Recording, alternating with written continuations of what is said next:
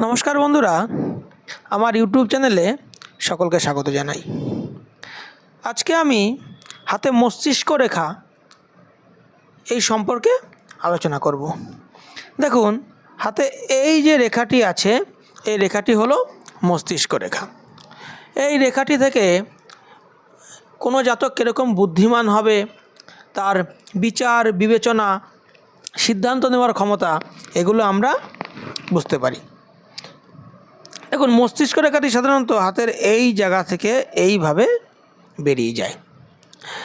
যদি কোনো জাতকের মস্তিষ্ক রেখা এইভাবে এই দিক থেকে এসে এই দিক পর্যন্ত বেরিয়ে যায়, অর্থাৎ অনেক বড় হয়, হাতের এই পর্ব থেকে একদম শেষ পর্ব পর্যন্ত যদি চলে যায়, তাহলে বুঝতে হবে যে তারা প্রখর বুদ্ধিমান, পড়াশোনায় এদের প্রখর বুদ্ধি থাকে, এরা কিন্তু বিচক্ষণ প্রকৃতির কিন্তু হয়ে থাকে এবং প্রখর বুদ্ধি কিন্তু এদের মধ্যে থাকে।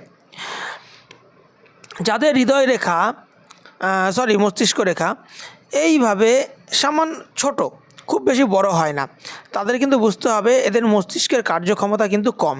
এরা কিন্তু সিদ্ধান্ত নিতে পারে না। যে কোনো সিদ্ধান্ত নেওয়ার আগে এদের কিন্তু উচিত কারো সঙ্গে পরামর্শ করে তবে সিদ্ধান্ত নেওয়া, না হলে কিন্তু এরা ভুল সিদ্ধান্ত নিয়ে ফেলে। কারো যদি এই মস্তিষ্ক রেখা এইভাবে এসে এইভাবে চন্দ্র পর্বতের দিকে ঝুঁকে যায়, এটি হলো চন্দ্র পর্বত, তাহলে বুঝতে হবে এরা হচ্ছে খুবই আবেগপ্রবণ। জীবনে এরা অল্প কিছুতে কিন্তু খুব দুঃখ পেয়ে যায়। এদের মধ্যে আবেগ প্রচুর পরিমাণে কিন্তু কাজ করে। আর যাদের হৃদয় রেখা এইভাবে সরাসরি এই মঙ্গলের দিকে চলে যায়, এদের বুঝতে হবে এরা কিন্তু খুব বাস্তববাদী প্রকৃতির।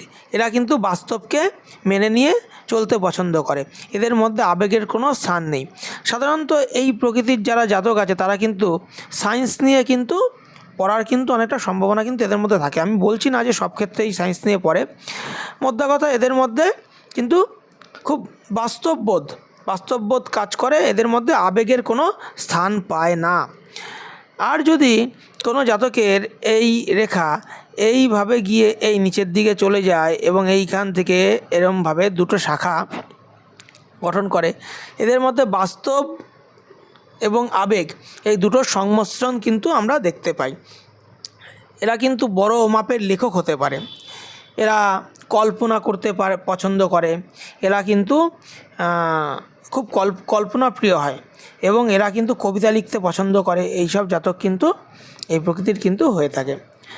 দেখুন, এই যে আমাদের মস্তিষ্ক রেখা, এই মস্তিষ্ক রেখার ওপর যদি এইভাবে কোনো ত্রিভুজ গঠিত হয়, যদি কোনো জাতকের মস্তিষ্ক রেখার ওপর এইভাবে ত্রিভুজ গঠিত হয়, তাহলে বুঝতে হবে যে সেই জাতক খুবই বুদ্ধিমান এবং সে যে এত বুদ্ধিমান এটি কিন্তু লোকের কাছে সে দেখিয়ে ফেলে বা জাহির করে ফেলে।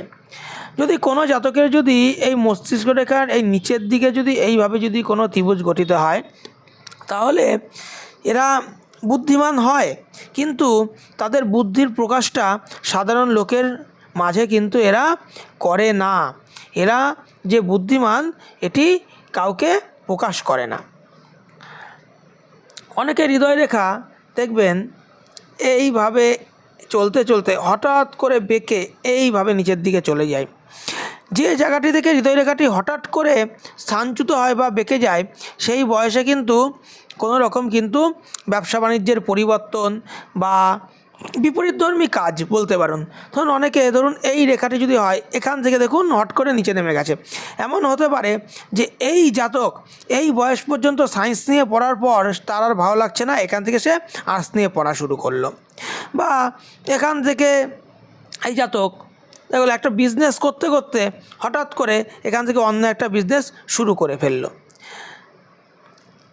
মানে কি, পুরো বিপরীতধর্মী কাজের সঙ্গে কিন্তু এরা যুক্ত হয়ে যায়। যদি কারোর এই মস্তিষ্ক রেখা এই প্রকৃতির হয়ে যদি এরম করে ভগ্ন হয়ে আবার এরম হয়, তাহলে এই বয়সে কিন্তু ডিসিশন নিতে পারে না এবং বিভিন্ন রকম মাথার সমস্যা, অ্যাক্সিডেন্ট যোগ, তারপরে হচ্ছে আপনার ডিসিশন না নিয়ে ভুল সিদ্ধান্তে প্রচুর টাকা ক্ষতি, এই সব জিনিসগুলো কিন্তু হয়ে যায়।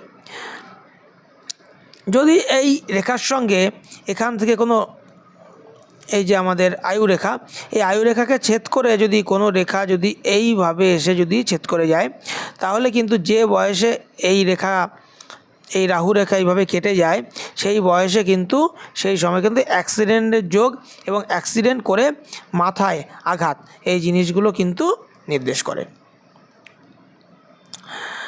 তার সঙ্গে সঙ্গে অনেকে হৃদয় রেখা দেখি এই যে আয়ু রেখার সঙ্গে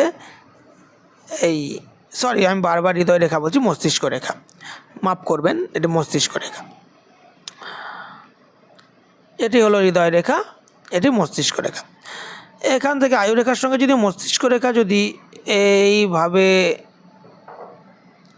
যায় এবং এই জায়গাটি যদি অনেকটা লেগে যায় এবং মোটা হয়, জাল চিহ্নযুক্ত হয়, তাহলে এই বয়সে কিন্তু ছোট বয়সে কিন্তু এরা কিন্তু প্রচুর কঠোর কষ্টের মধ্যে দিয়ে কিন্তু জীবন অতিবাহিত করে।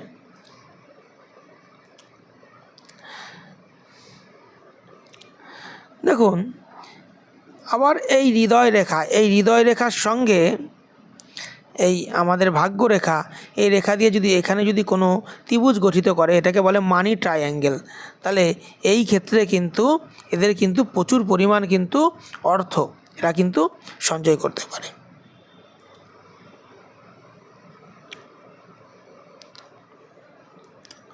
কারো হৃদয় রেখা যদি সরাসরি এইভাবে গিয়ে পুরো মঙ্গলের এই পর্যায়ে চলে যায়, তাহলে কিন্তু এরা প্রচুর সম্পত্তির কিন্তু মালিক হয়, জমি জমা এরা প্রচুর করতে পারে।